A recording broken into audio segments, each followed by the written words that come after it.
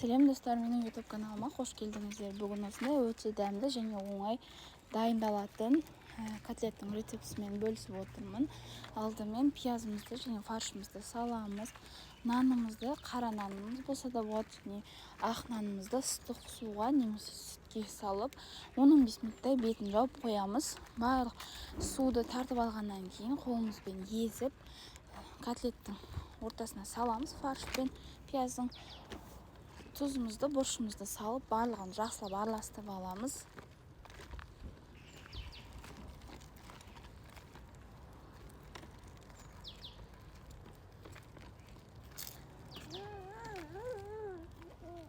Осылай барлығын жақсылап араластырып болғаннан кейін котлетіміздің формасын жасаймыз.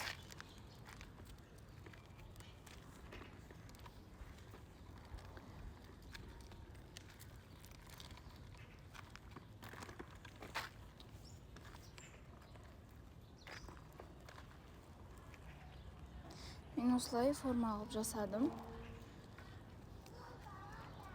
Екі формаға жасадым. Біреусінің ортасына жұмыртқа салып жасап көрдім. Ол да өте дәмді шықты. Сіздер де жасап көруіңізге кеңес беремін.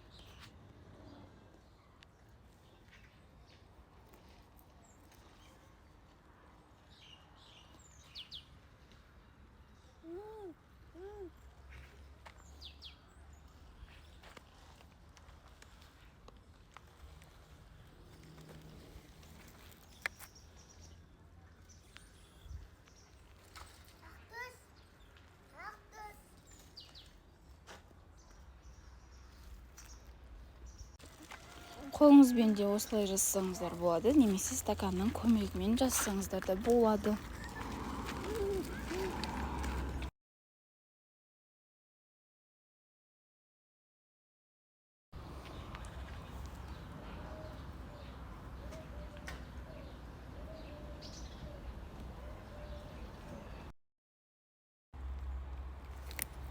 Осылай стаканның көмегімен де жасасаңыздар болады. Осылай шетін істеп алып, шеттерінен главный жұмыртқамыз сыртына шығып кетпеуі керек.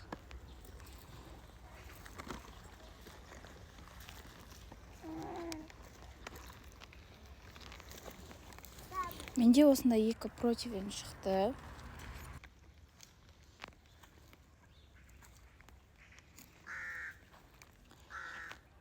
Піскеннен кейін ыстықтай үстіне жұмыртқамызды салып, тағы да 10-15 минуттай пісіріп аламыз.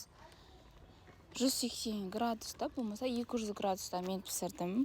Әркімнің әрқалай болады пешінде. Өздеріңіз күйіп кетпегенін қадағалаңыздар.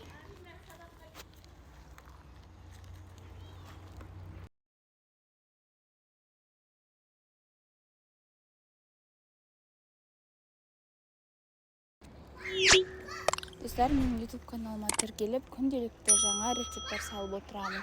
Лайк, комментария жазып кетіңіздер.